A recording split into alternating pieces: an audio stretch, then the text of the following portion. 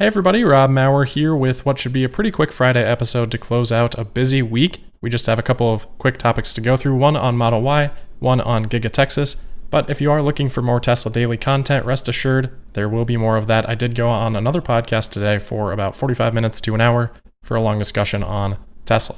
So be keeping an eye out for that. I'll post about that on Twitter at Tesla Podcast when that is published. Pretty strong environment for stocks on the day. The Nasdaq finished up 2.3%. Tesla following suit, finishing up 5% to $407.34. So for the week of Battery Day, since last Friday's close, Tesla finished down about 8%. All right, we'll start off here with Giga Texas. The Texan publication Statesman is reporting that Tesla has expanded their footprint for Giga Texas, recently adding 381 acres adjacent to the 2,100 acres they already had for the Giga Texas site.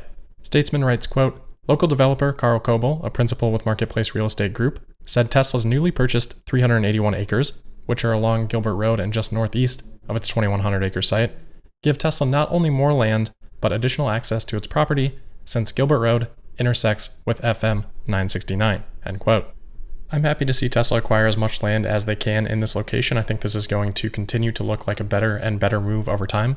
Austin continues to grow, it continues to bring in more tech-based businesses, and particularly for this area of Austin to the east, Statesman again quotes Coble as saying that developers have taken to calling this area, quote, the new tech corridor in Austin, end quote. Probably not a bad location to have about 4 square miles of land, about 6 square kilometers. As for the progress at Giga Texas, Tesla's attorney based in Austin told the Statesman in an email last week, quote, the factory is being designed, reviewed, and permitted in phases as provided in the city code and agreements. Adequate information has been provided, reviewed, and approved to allow construction of the basic footprint. As the site gets farther along in the design and review process, more detail will emerge, end quote. Next today is an update on Tesla's Model Y, specifically on the non-performance long-range all-wheel drive variant, which Tesla has now added the capability to purchase an upgrade, making this version 10% quicker 0 to 60. So even though this is a performance improvement, Tesla will achieve this with an over-the-air software update, and they'll sell that option post-purchase for $2,000. That'll take the 0 to 60 on these variants from 4.8 seconds down to 4.3 seconds. We've actually seen this before from Tesla on the non-performance all-wheel drive Model 3.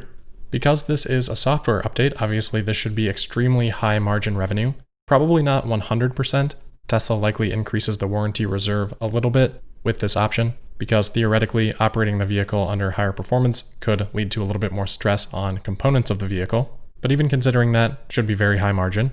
And it seems like almost every quarter now we're seeing something from Tesla leveraging their ability to both deliver value, additional value to the customers, as well as extract value for Tesla from the fleet. As far as how impactful this will be for Q3 specifically, probably shouldn't be that material. I mean, Tesla has just begun to really start shipping the Model Y in volume over the last probably, 10 to 15 weeks. So it's not like there are 100,000 Model Ys sitting out there that are going to be taking advantage of this $2,000 option. But even at this point, there are probably tens of thousands. So I don't know, maybe you have 10,000 owners that would consider this option. If 5 or 10,000 owners end up upgrading, that's $10 million or $20 million in revenue. Again, most of which would flow to the bottom line. So not the biggest drop in the bucket, but also not necessarily insignificant.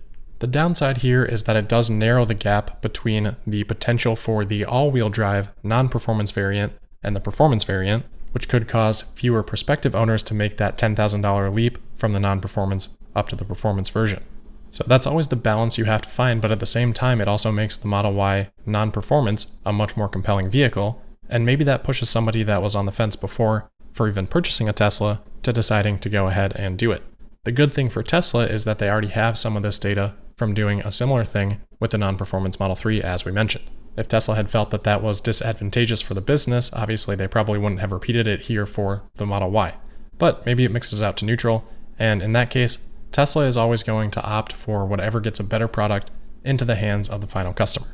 Personally, I do feel like it's a pretty good value. I would expect a lot of owners do opt for this. I mean, the Model Y starts at $50,000, so even at the base level, a $2,000 option only adds about 4% cost to improve that 0 to 60 by more than half a second or more than 10%. So if you're in this situation as a Model Y owner, I'd love to hear what your thoughts are and if you're going to opt for this upgrade. Or if you're one of those that is maybe considering a Model Y, maybe on the fence between non-performance and performance, I'd love to hear also how this impacts your decision as well. So let me know these things in the comments. But that will really do it for today and for the week. As always, huge thank you for listening. Don't forget to subscribe and sign up for notifications. Keep an eye out for that other podcast on Twitter. You can follow me at Tesla Podcast. And I'll see you next week for the Monday, September 28th episode of Tesla Daily. Thank you.